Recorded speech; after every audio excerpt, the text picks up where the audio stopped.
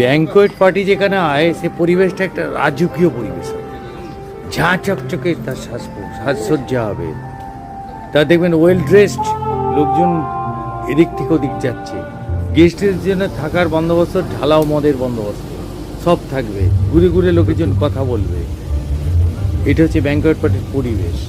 এবং well dressed gentleman all are. এটা হচ্ছে ড্রিঙ্কসের কাউন্টার। দেখুন ভেতরের দিকটা একবার দেখাচ্ছে, this a very good air condition, গান চলবে।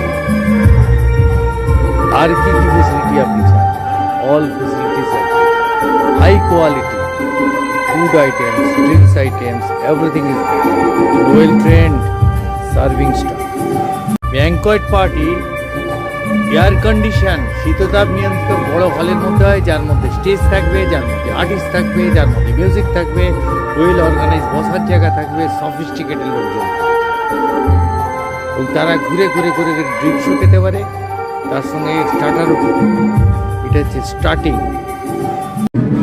আসুন দেখাই ব্যাংকোয়েট পার্টিতে খানা পিনা।